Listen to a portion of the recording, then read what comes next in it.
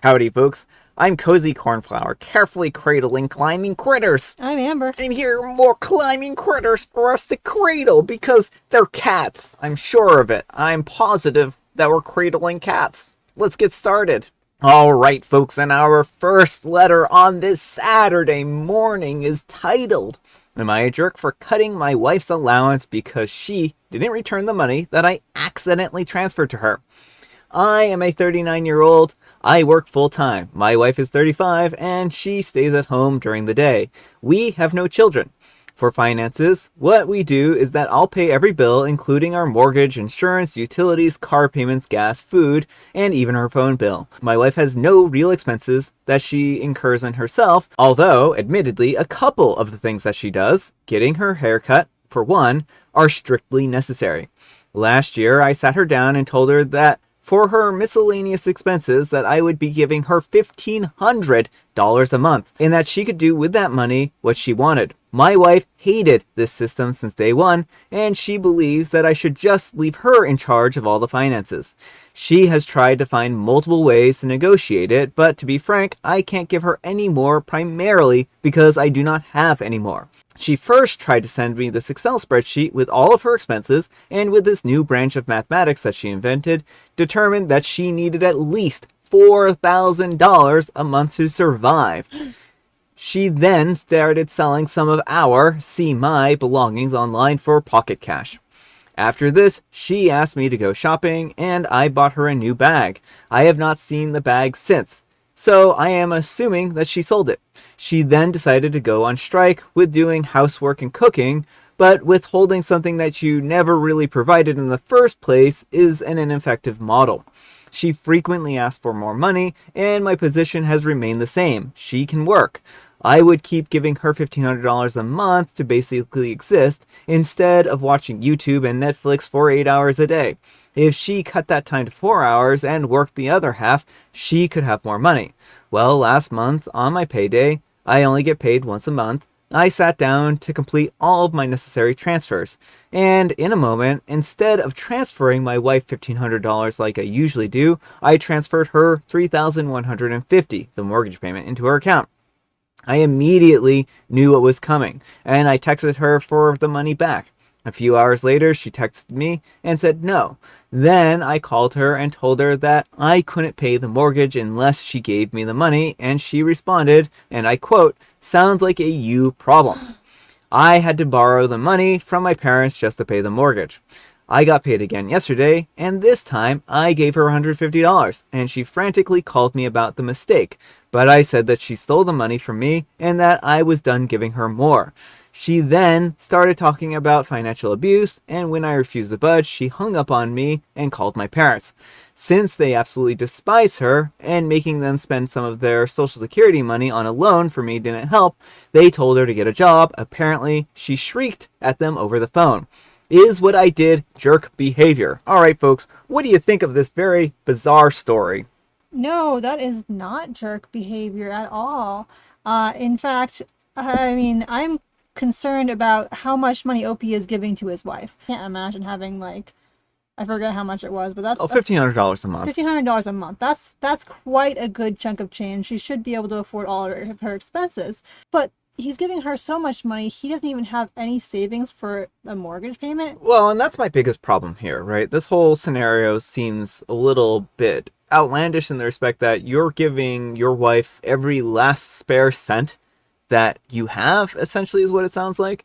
Now, that's not a good way to manage your finances, and I understand if she's high maintenance and she wants a lot of possessions, then that's certainly, you're entitled to have that arrangement in your relationship, no matter what.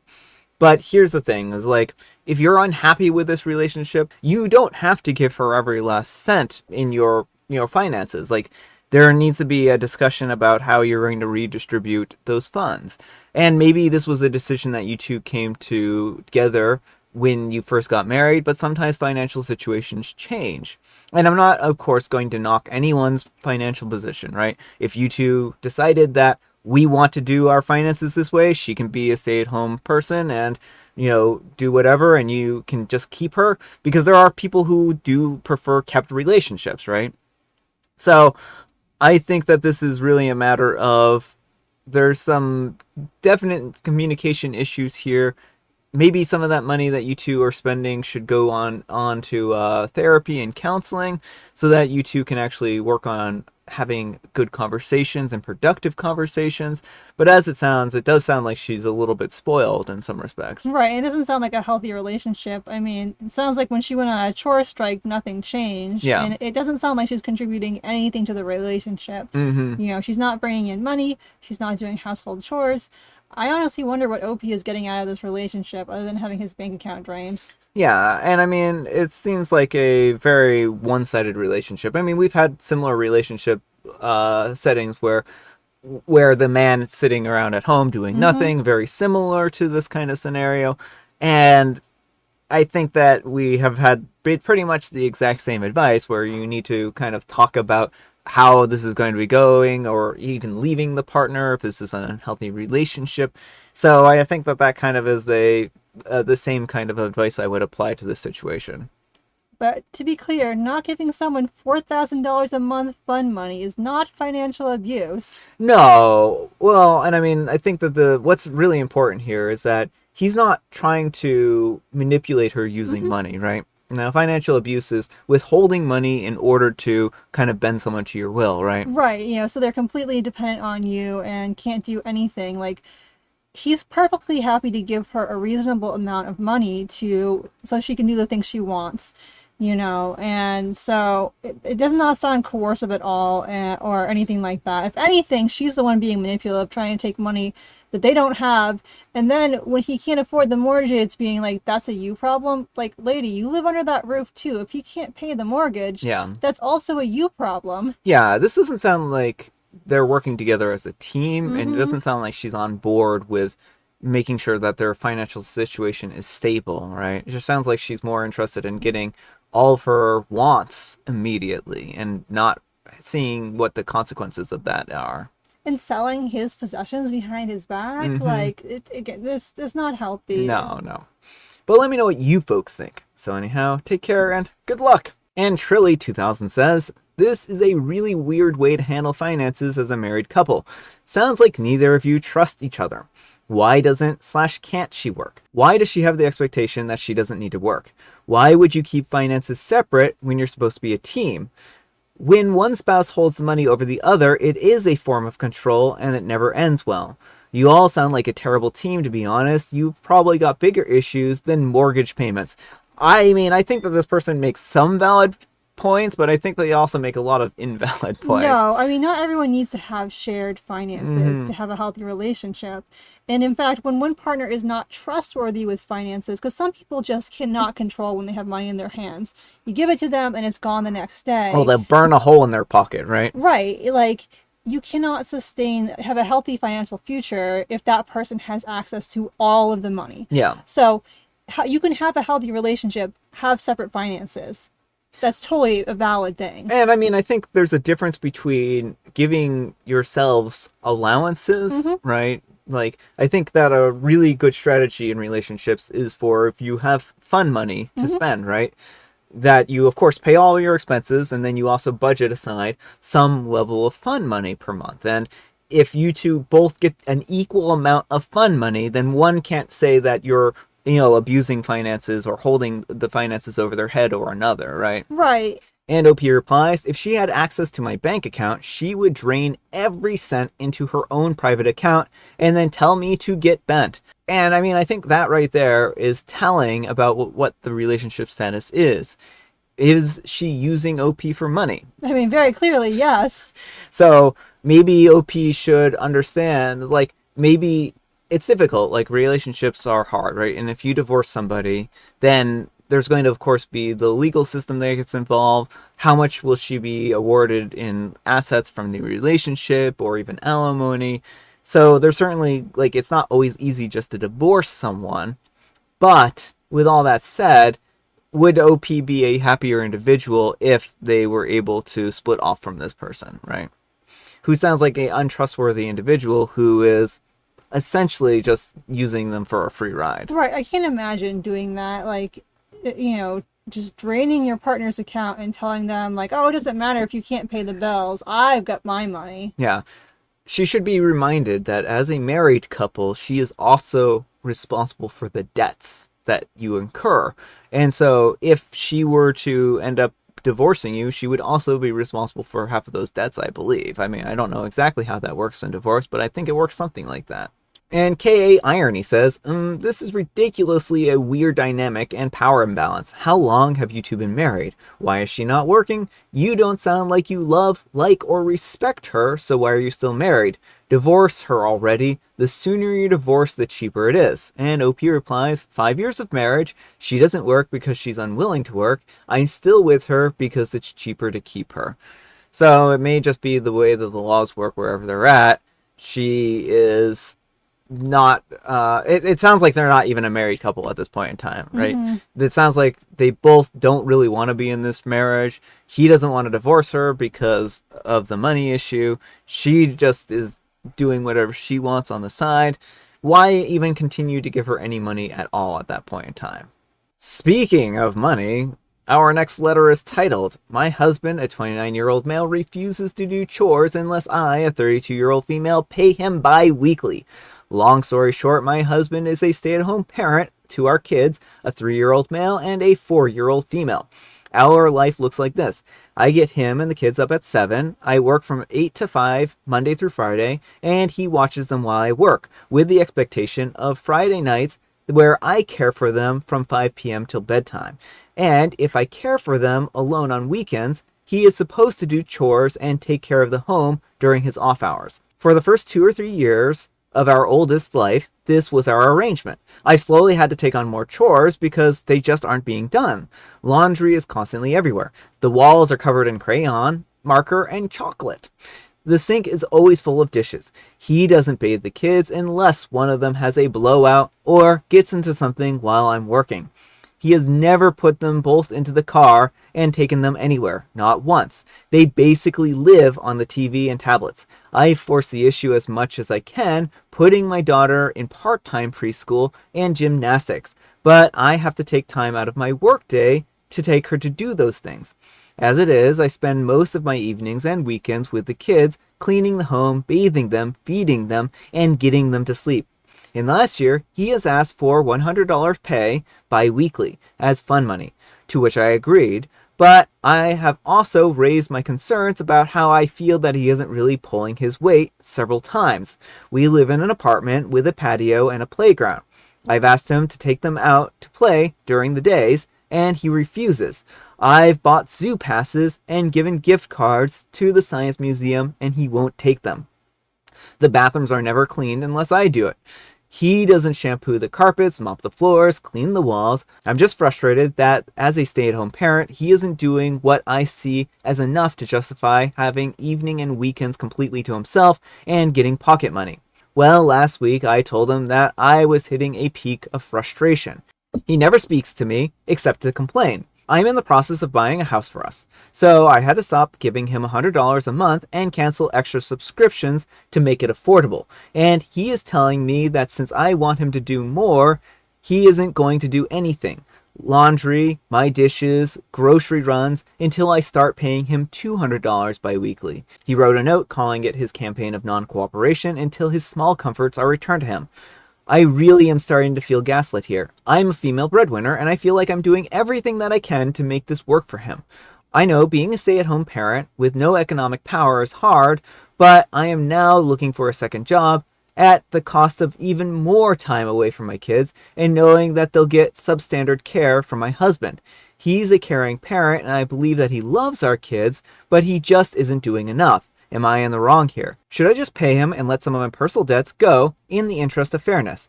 Edit, guys, please stop asking Reddit to recommend counseling. I get it. I am not as in the wrong as I thought that I was. Edit 2, thank you all for your input. I'm turning off notifications now. Many of you seem to think that I can just divorce a person and ride off into the sunset, waving a burning bra, but that's not the reality. I'm going to talk to him about a cohabiting legal separation. Basically, no to his demands. I'm sending the kids to a babysitter, and he needs to get a job, but all amicably and backed by the court, with reconciliation on the table if things improve. I really appreciate the support. I needed it. All right, folks, what do you think? Yeah, I definitely don't think OP is in the wrong here. I mean, it's unfortunate to be that strapped for finances, but there has to be a certain point where, if you literally have debts piling up that you can't pay, like the fund money just has to go. It doesn't sound like OP's going out buying extravagant things or anything like that. And it also doesn't sound like her husband is upholding his end of the bargain in the relationship. Yeah, I mean, I think that this is my biggest problem here, right? If he feels like he is overworked or doesn't like this part of the arrangement, then maybe he should go and get a job, right? And I mean, I certainly understand his frustration with doing house and chores, but he needs to be willing to do those to the best of his abilities if this is the path that he's chosen. Otherwise, they both need to sit down and have a conversation about expectations in the relationship. Maybe being a stay-at-home dad isn't the best choice for him. Right. It sounds like it's not even really financially feasible if they're at the point where they're just scraping by. They really could use that extra income. Yeah. So I really feel like this is one of the situations where OP probably has in our edit the best solution for them, right? He needs to go and get a job. They need to basically pay for a babysitter, and he needs to start pulling his weight in one way or another, right? And it sounds like OP is trying to make this to work as much best as possible, but she's getting a lot of resistance from him. Yeah, well, it sounds like such an unequal distribution of labor because while certainly the parent who works should also be doing their share of the housework, Yeah. it sounds like she's doing most of the housework while also working. Yeah. And that's not a fair split. No. And one more point that I kind of wanted to make was that I really feel like she shouldn't be making like unilateral financial decisions in this relationship. Yeah, I mean, ideally it should be a partnership, but it becomes tricky when like one person is not acting like a partner. Yeah, I mean, it's difficult because like I understand her wanting to save up for a house and to put money down, but it also sounds like their finances are really stretched thin, and maybe he doesn't really understand how little money they actually have that to go around. Yeah, I mean, I certainly think that like she should show him like what he should be aware of their financial situation. It just sounds to me like he doesn't care if they have to go into debt or anything like to get what he wants. So I certainly think that they should try and make decisions together as much as possible, and maybe a house is not the way to go. I definitely think right now probably a house is not ideal, an ideal purchase. So I agree with that completely. Well, and I mean, like, yeah, I guess my biggest problem with the whole thing is like, she's like, oh, I'm going to take away this amount of money from you per month, even though he wasn't really upholding his end of the bargain anyways, which I mean, I think is like a completely separate issue, but to kind of like address, like, she probably shouldn't have been like, oh, unilaterally, we're going to buy this house. I'm going to like start saving up money and we're going to cut expenses. Like, that really needs to be something that both people kind of agree on and want to work together towards, because maybe the small comforts are the only things that are keeping him together, keeping him going, and maybe he's depressed or something like that, because he doesn't sound like he's very happy with the whole situation. I mean, it's hard to say. Yeah. Like, to me, reading it through her eyes, it just sounds like he's excessively lazy, but that Yeah. doesn't mean that's the case. Yeah, it might just be what she's seeing. So maybe couples counseling and individual counseling is really needed here. Who knows? But let me know what you folks think. So anyhow, take care and good luck.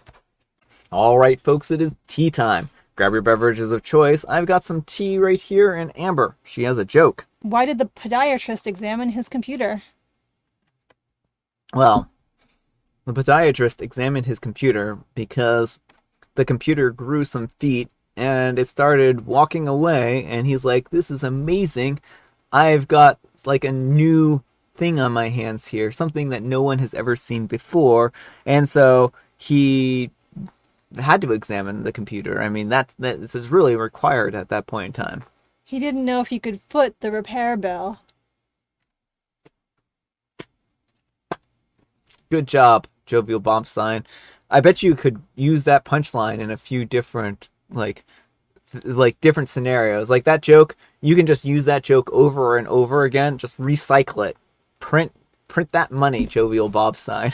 Why did the soccer player examine his computer? Yeah, why did the soccer computer? Why did the podiatrist examine his mailbox after the kids beat it up with a baseball bat? I don't know. I'm just being ridiculous at this point in time, but probably not as ridiculous as Jovial Bobstein. And I have Mega Mint. Alright folks, that's all the time we have for today. Thank you so much for watching. Happy Spectacular Saturday. I hope your Saturday is off to a spectacular start. Amber, we need some kind of moral advice and or guidance. And please, have it in the form of a help wanted ad in the newspaper. Help wanted. Person to help with the house since partner is not pulling their weight and is draining all the money.